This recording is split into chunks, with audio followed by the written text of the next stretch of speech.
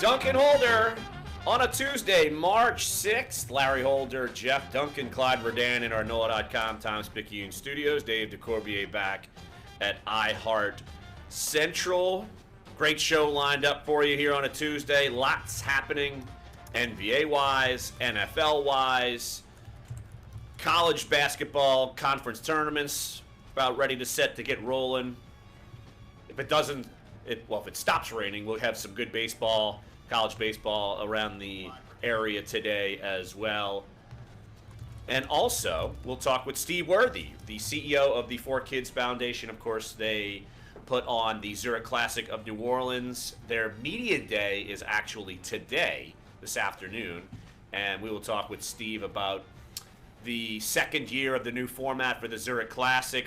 A big hit last year when they went with the team format. And Jeff, I'm already getting an email from a listener who read our post at NOLA.com this morning, our preview of the show, wondering if they could get Tiger Woods and Phil Mickelson to come and be a team here. That's always a hot topic with the tournament. That's the word out in the Twitter sphere right now. The golf Twitter is Tiger Woods going to come? So we've got to ask Steve about that. So this is actually not just someone putting hope in the wind. No, it's in the Twitter world. All right. Now, nothing obviously official, but Bubba Watson has jokingly said he wants Tiger to play with him at the Zurich Classic. So it's worth asking. I was about to say, don't joke too much, or you're gonna start writing about it. He hasn't played here in a long time. I think since the early 2000s in the city of New Orleans, and now that he's on the comeback, it makes sense. It's just a matter of would it work in his calendar. How many events he's going to play as he's trying to play himself back into shape. Yeah, absolutely, and of course that big event coincides with the NFL draft in town and all that. So obviously that's a big sports weekend. So we'll talk with Steve about year two of that format. Who are some of the key players that they maybe have some commitments from already, and I'm sure they're going to be targeting the biggest of the big. Look, last year they had Jordan Spieth, and that was a big draw. Who else? Jason Day played last year. They had some of the biggest golf names and probably one of the best fields they had in some time. And I think it's thanks to the format and the change of pace, and you get to play with a buddy and kind of make a good time of it, which is typical for New Orleans. Make a good time of it. Yeah, and I'm looking forward to seeing how the pairings this year, and I'll ask Steve about that. But will there be some teammates that don't come back, that play with other teammates because they didn't like how it worked out the first time? Ooh, they had a breakup, a nasty breakup. Divorce. TMZ divorce on the golf course. I don't think it's going to be unusual, though. It's all about, one of the big things that people don't realize unless you're a golfer or a golf aficionado is the ball is a big deal. What ball you play with matters, and you end up having to play with somebody else's ball in these team formats, and sometimes it doesn't work out. If you don't like the ball, you don't strike it as well, it doesn't suit your game. I wonder if sponsorships, I'm not allowed to hit a Titleist ball. I'm curious if that even comes up. Maybe it might. Yeah, it's like a basketball player having to wear a different brand of shoes. It's a big deal. It doesn't sound that, I think, to the normal casual sports fan, but it is in golf. The way the ball is constructed matters, and different ball. There's a reason there's all these different kinds of balls, and that was a big deal last year talking to the players. Well, we'll talk with Steve around 10:30 about that. Top of the 11 o'clock hour, fresh back from the NFL scouting combine in Indianapolis. Josh Katzenstein will jump on the show, and he had quite an interesting report yesterday, along with Tom Pelissero from the NFL Network, and a topic of conversation that will continue until the start of free agency. And the story saying that there would be interest from Jimmy Graham in a possible reunion with the Saints, and vice versa, that the Saints would be open to pursuing Jimmy Graham in free agency. And just to kind of put the dates out there, franchise tag deadline is this afternoon. We'll give you the latest on who's being tagged. Some people may be a little bit surprised by one name not being tagged. Others are being tagged no-brainers, and that's kind of what's muddying the waters this free agency because there's not so many options out there. And Jeff, I wrote a column about my thoughts on the Jimmy Graham thing This morning on NOLA.com, it's posted, and I'm for it. I didn't think I would be able to say that. I think you were for it. What happened? I got up and read your column. I was like, whoa, flip-flopper here. Not a flip-flopper. Doesn't have anything Seemed like to do. a flip-flop to me. Doesn't have anything to do with me thinking my dealings with him as far as professionally, because sometimes he could flake out, not show up, whatever. That has nothing to do with my reasoning for figuring that Jimmy Graham should be explored and could easily be a good fit here. And I even left out this part in the column. I totally spaced out and was thinking of it, didn't do it. All I know is if Jari Evans and the Saints could have a quick reunion after some bitter feelings, couple of off seasons ago when the Saints cut him, he doesn't want to take a pay cut. He goes and tries to work out with Seattle of all teams and gets cut, comes back to the Saints because they don't have a guard and Jari needs a place to work. If that fence can be mended quickly, I think that this fence can be mended. And in Josh's reporting, he's saying that there are no bitter feelings from Jimmy Graham from being traded and the franchise tag dilemma. And I think those are the two big hangups: pay and can they mend a fence? Yeah, and it sounds like Josh is reporting from Indianapolis that there's not a problem there. Look, it's all a business. Players know it's a business, and the teams know it's a business. As long as in these negotiations it doesn't cross a line and become personal, which sometimes, frankly, it does. It shouldn't, but it does.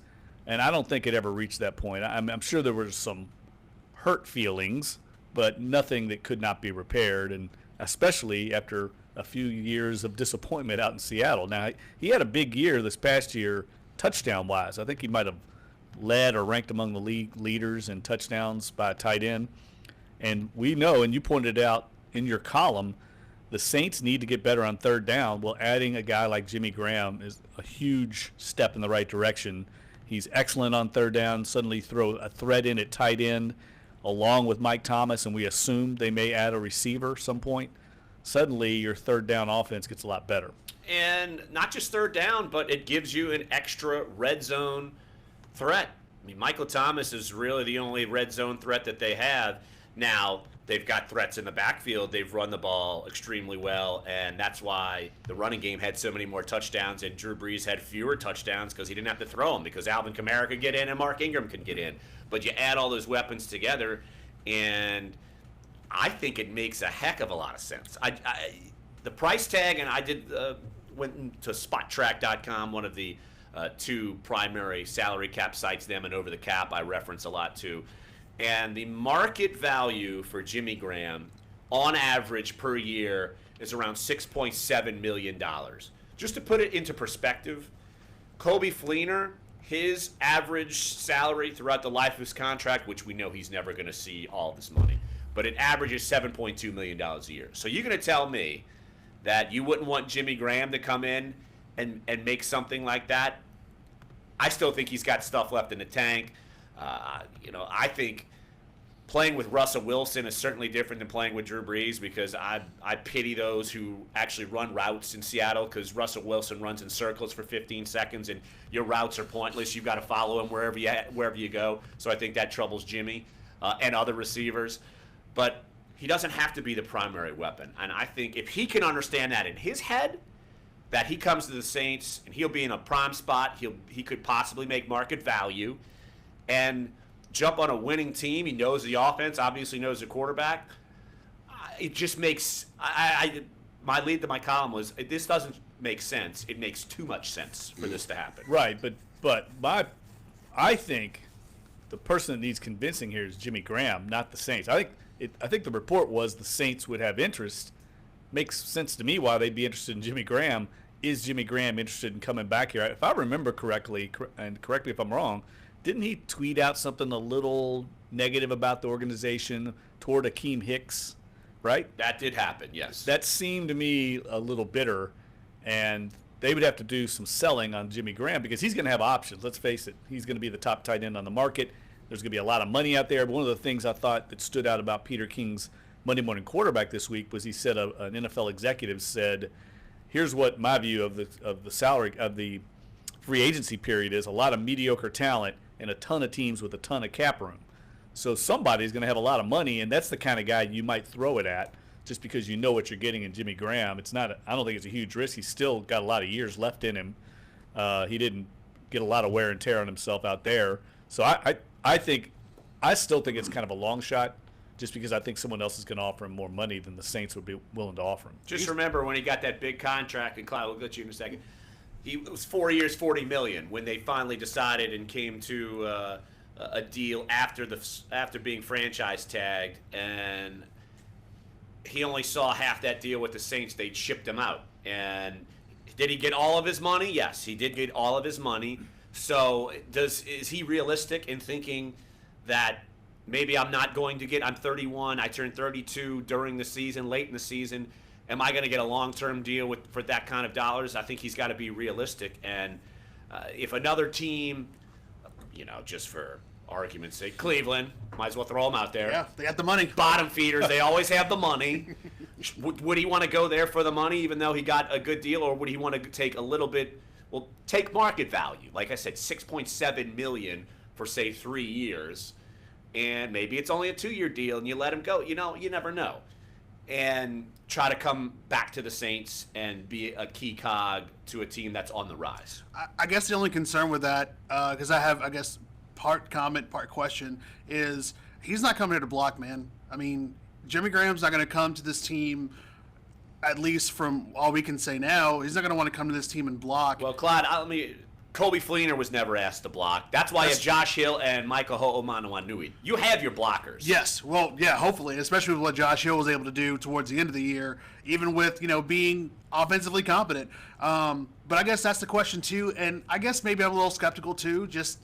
I just don't know. I mean, I do go back to how the marriage between the Saints and Jimmy Graham ended and, some snide comments, and then which side is willing to go to the other, like Jeff said. But, I guess my only question to you guys is, we have a lot of guys who can catch the ball, who can do a lot of things with the ball. You've got Mark Ingram, who you need to hand the ball off to. You have Alvin Kamara, who you can hand the ball off to and who can catch the ball. You've got Michael Thomas. You've got probably Brandon Coleman coming back. You may have Willie Snead coming back. You then have, any smattering of whether you do keep Josh Hill or, Hooman or Kobe Fleener, and all these guys are eventually Ted Ginn. I totally forgot about Ted Ginn. All these guys are going to want to touch the ball, and we saw what some of these guys were able to do with the ball in their hands last year. My question to you guys is there any concern there possibly for the fact that someone has to take less catches? Someone's going to touch the ball less that enjoys catching the ball, taking it in, whatever it is. And if you add another piece, which again, I know we're talking about third downs and red zone efficiency, but Alvin Kamara was able to get the ball in the red zone pretty easily when they were 15, 10 yards out. Those little slip routes. Those little slip routes, absolutely. And the linebacker had no clue. No way to get anywhere near him. Exactly. Yeah. So that's the question too. Like, someone is going to have to take less to bring a guy like that in. What guy would want to do that at this point, even to the point of saying, if you come here and if all you guys buy in, we can do something special? I think the player who's going to have to take less would be Jimmy Graham. I think he would have to be the player. Look, in his big-time season, when they had a ton of weapons, I'm looking at the 2011 season when he really emerged. He led the team with 99 catches, 1,300 yards, 11 touchdowns. There was another 1,000-yard receiver on that team. Marcus Colston had 1,100 yards, 80 catches, 8 touchdowns. And just remember, you had Darren Sproles, a la Alvin Kamara. You mixed and matched Pierre Thomas and Mark Ingram. You don't have that. You got basically Mark Ingram, so you're not having to deal with three running backs. You had Lance Moore, who is still a viable option.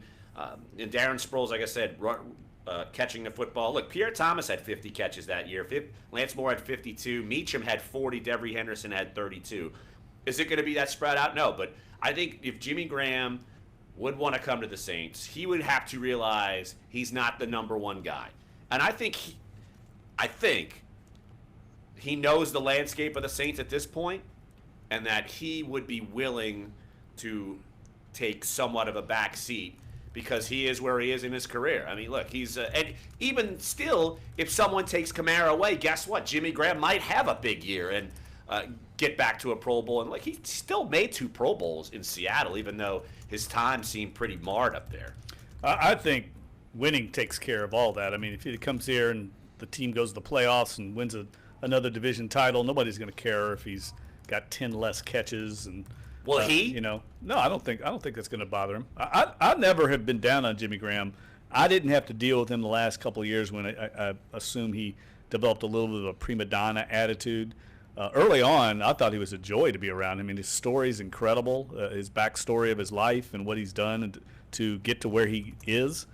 So I was always charmed by him and always found him to be thoughtful and intelligent and very much a team player. And I know this, I will say this, Jimmy Graham is one of Drew Brees' favorite targets. No doubt. I mean, Drew Brees loves Jimmy Graham. So if that matters, and we all know it does in New Orleans, I think he's probably on the, banging the table, as Sean Payton says, for Jimmy Graham. Yeah, let's take a break right here on the show. We want to get you involved. 504-260-1280 is the number.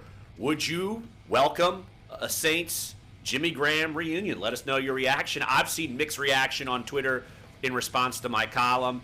Some people want to get younger, which they could still do possibly in the draft. Some people just don't want to deal with it, want to spend the money elsewhere.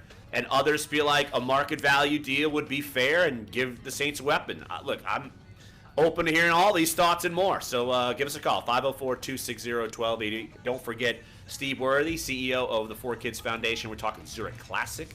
We'll do that in about 10 minutes. Top of the 11 o'clock hour, we'll continue this conversation and pushing along Jimmy Graham, Saints, anything that happened in the NFL Combine, Saints related. Josh Katzenstein's going to join us as well. So come on back, Sports 1280, NOLA.com, and the iHeartRadio app. Dunc Holder.